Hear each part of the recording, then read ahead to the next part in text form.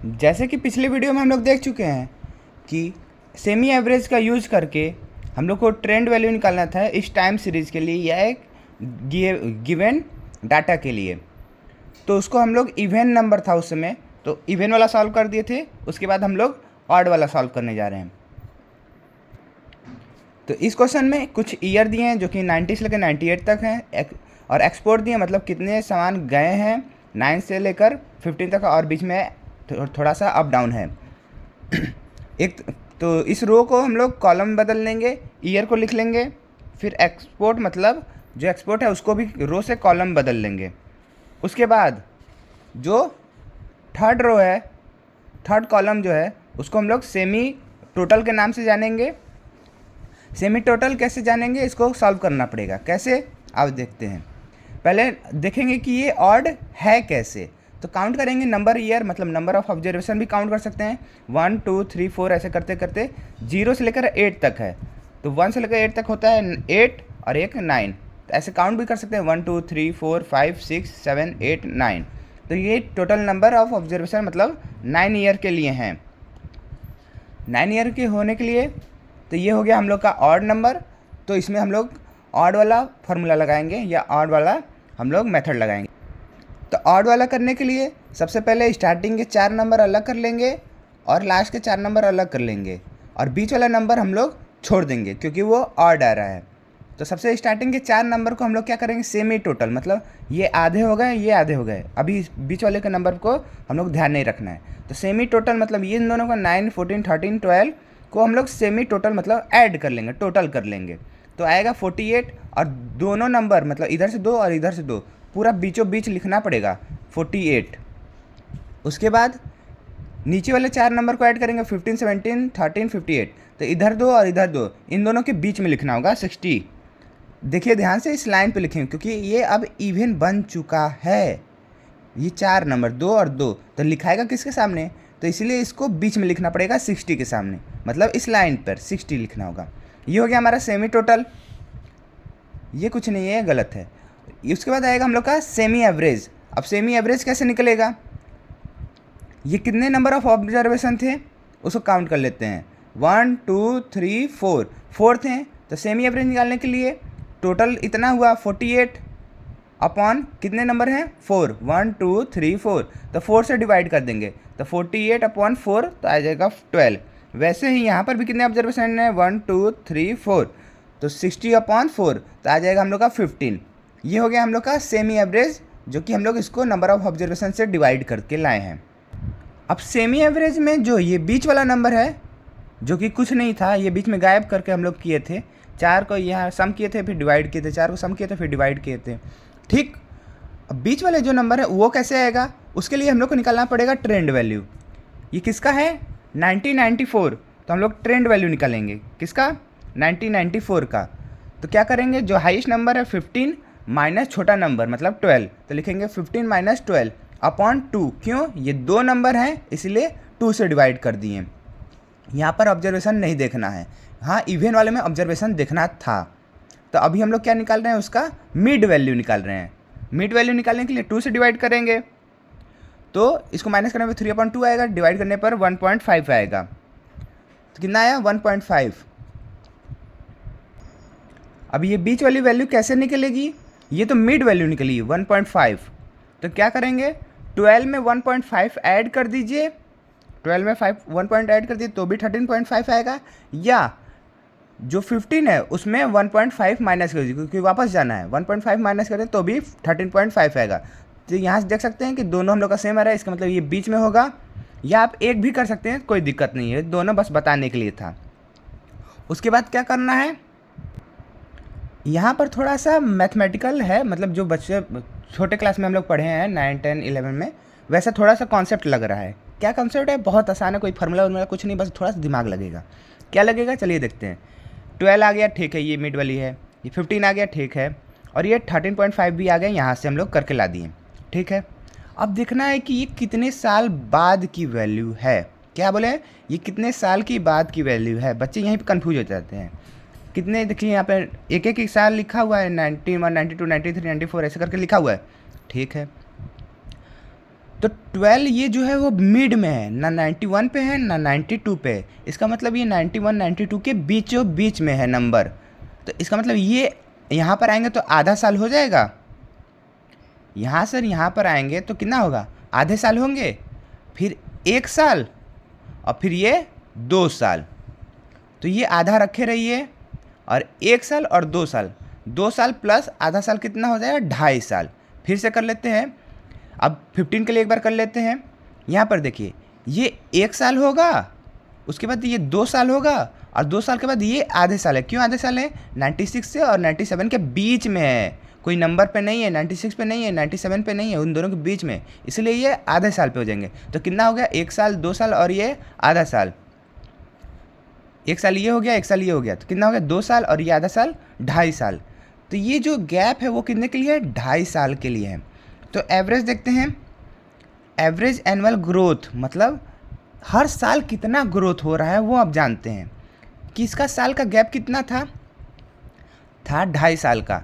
तो बड़े वाले नंबर को छोटे वाले नंबर से माइनस कर देंगे, जिसका ना मतलब है 13.5 माइनस 12, बड़े वाले नंबर को छोटे वाले नंबर से डिवाइड कर देंगे, अपॉन में कितने साल का गैप था, 2.5 साल के लिए गैप था 2.5। 2.5 साल वाला समझ नहीं है तो फिर से एक बार देखिए, ध्यान समझें, समझ में आ जाएगा, कोई उसमें बड़ा तोप नहीं है।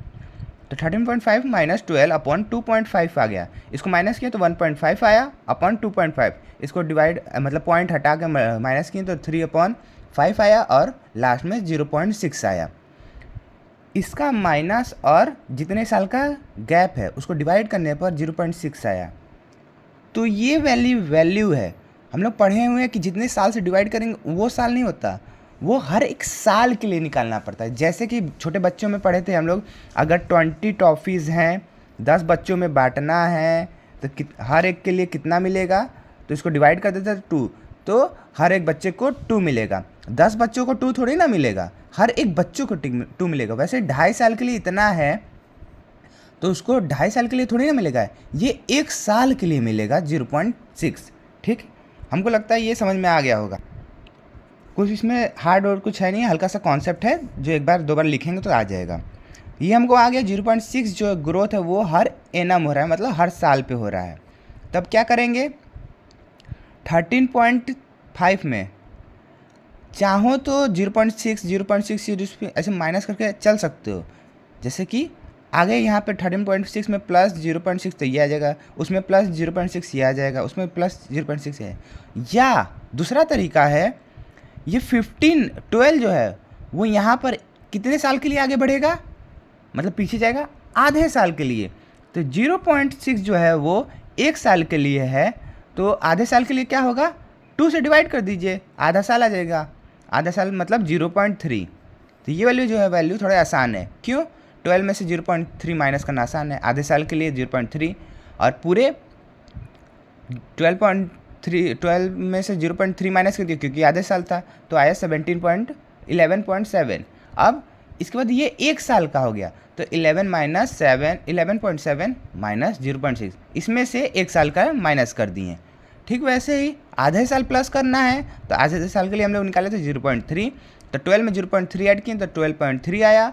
अब 12.3 ये 1 साल हो गया, 12.3 यानी कि 12.3 प्लस 0.6, क्योंकि ये अब 1 साल हो गया, इसको देख रहे हैं ना कि इसको देख रहे हैं, तो आया 12.9। ठीक ऐसे ही इसके लिए तो सेम रहेगा, ठीक ऐसे ही 15 के लिए कर देंगे हम लोग। ये भी नहीं है तो दूसरा तरीका है, एक लास्ट तरीका, तीसरा तरीका बता रहा हूँ, इन तीनों में से एक तो आ जाना ही चाहिए। ये तो समझ में आएगा 0.3 क्यों हुआ, क्योंकि आधे साल के लिए था तो ये आ गया। ठीक है, ये काउंट करिए, इसका लाना होगा तो कितना होगा, ये कितने साल का होगा, आधे साल और 1 साल, तो आधे साल के लिए 0.3 था और 1 साल के लिए 0.9 था, तो 1.5 साल के लिए कितना होगा, दोनों को ऐड कर दीजिए, 0.6 आएगा, 0.9 आएगा, सॉरी। ठीक है, तो इसमें 0.9 माइनस कर देंगे तो यही आंसर आएगा, माइनस करके देख लीजिए।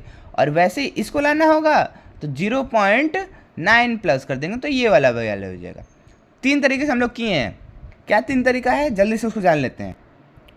पहला तरीका है 13.5 से हम लोग किए थे 0.6 के लिए, तो 0.6 माइनस करो, 0.6 माइनस करते जाओ, 0.6 माइनस करते जाओ। दूसरा है और आगे प्लस करते जाओ। दूसरा तरीका है कि अब हम लोग 12 से कर रहे हैं। कैसे 12 से कर रहे हैं? एक साल के लिए 0.6 है, आधे साल के लिए 0.3 है। तो आधे साल के लिए हम 0.3 माइनस कर दिए, जो वैल्यू आया उसमें 0.6, क्योंकि एक साल हो गया। वैसे ही 0.3 प्लस कर दिए, जो वैल्यू आया वो एक साल के लिए आगे बढ़ाना है तो 0.6 ऐड कर दिए, सेम 15 के लिए। अब तीसरा तरीका जो है वो है ऐड कर दिया। अब हम लोग आधे साल के लिए कर रहे थे तो 0.3 से माइनस कर दिए, तो हमारी ये वैल्यू आ गई। अब हम चाहते हैं डायरेक्ट ये वाली वैल्यू आ जाए, तो कितने साल का गैप है? एक साल का, और ये आधे साल मतलब 1.5 साल का। एक साल का 0.6 है, 0.3 जो है आधे साल का, तो पूरा टोटल 1.5 साल के लिए कितना होगा? 0.9 होगा। तो ऐड कर देंगे, अगर ये वाली वैल्यू चाहिए तो 0.9 माइनस कर देंगे तो भी आ जाएगा। ये 3 तरीके थे। अब लास्ट में क्वेश्चन में बोला गया था कि प्लॉट करना है एक्चुअल वैल्यू और ट्रेंड वैल्यू उस सेम ग्राफ पे। तो ग्राफ में प्लॉट करने के लिए हम लोग को ईयर चाहिए होगा और एक्सपोर्ट वैल्यू चाहिए होगी और ट्रेंड वैल्यू चाहिए होगी। चलिए अब ग्राफ प्लॉट करते हैं। तो ग्राफ प्लॉट करने के लिए यहाँ पर वैल्यू है, तो ग्राफ कैसे प्लॉट करते हैं चलिए ग्राफ पे देखते हैं। तो जो वैल्यू हमारी एक्सपोर्ट वैल्यू थी उसको भी रख लेते हैं साइड। तो जैसे कि ईयर 90 से लेकर 98 तक, तो हम लोगों ने 90 से 98 तक लिख दिया। इस जिगजैग का मतलब है कि यहाँ पे 0 से लेकर 1989 तक की वैल्यू है, और इधर जिगजैग का मतलब है 0 से लेकर 7 तक है। वो समझ में आ जाता है, कोई उसमें लिखने की जरूरत कुछ नहीं है, बस जिगजैग का मतलब जानना था।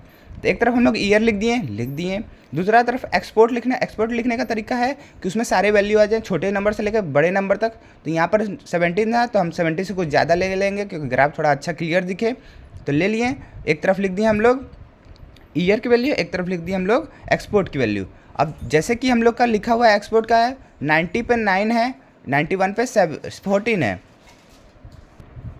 तो हम लोगों ने 19 पर हम लोग ने 9 लिख दिया और 91 पर हम लोग ने 14 लिख दिया। ठीक वैसे 13, 12, 10 लिखा है तो 22 पे हम लोग का 13 आ गया, 12 से थोड़ा सा ज़्यादा यहाँ पर है, और 93 के लिए हम लोग का 12 आ गया, 94 के लिए हम लोग का 10। ठीक ऐसे करते करते एक्सपोर्ट की जितनी वैल्यू है वो रखते गए और स्ट्रेट लाइन से हम लोग मैच करते गए। देखा गया कि ये जिगजैग है, और ट्रेंड वैल्यू क्या होता है, उस जिगजैग को एकदम सिमिलर स्ट्रेट लाइन में कर देता है। स्ट्रेट लाइन बनाने से पहले मैं थोड़ा सा ज्ञान दूँ, बहुत इंपॉर्टेंट है। अगर ट्रेंड वैल्यू जो है एग्जैक्ट सीधी लाइन बनाती है, ये एकदम सही बात है, इसको आप अगर करेंगे तो सही बात है। लेकिन जो हम लोग वैल्यू ले रहे हैं 8 से 10, इतने गैप जो ले रहे हैं 2 का यहाँ पर गैप जो ले रहे हैं, उसकी वजह से थोड़ा सा जो पॉइंट है हल्का सा आगे ऊपर नीचे होता है। देख सकते हैं ये लाइन पे नहीं, थोड़ा सा ऊपर है, ये पॉइंट पे आ गया, ये थोड़ी सी नीचे है। तो उससे कोई मतलब नहीं है, क्योंकि हम लोग का ग्राफ जो है एग्जैक्ट पॉइंट पे हम लोग नहीं ले रहे, क्योंकि हम लोग का गैप जो है थोड़ा ज़्यादा है। अगर एग्जैक्ट लेने लगे और पॉइंट एकदम 12 करने लगे तो वो पॉइंट एकदम लाइन पर आएगा। तो अब हम लोग ट्रेंड वैल्यू रखते हैं, तो 90 पर हम लोग का 11.1 था, 91 पे 11.7 था और 92 पे 12.3। तो लिख दें 90 पर 11.1, 91 पे 11.7, 90 पर हम लोग का 11.1, 91 पे 11.7, 92 पे 11.3, 93 पे हम लोग का 12.9, 94 पे 13.5।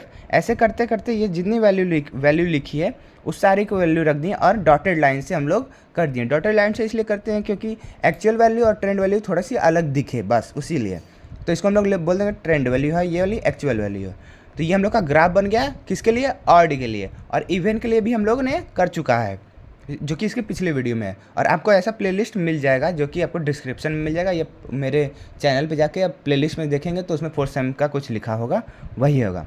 तो मिलते हैं अगले वीडियो में, फिलहाल कितना ही, जय हिंद।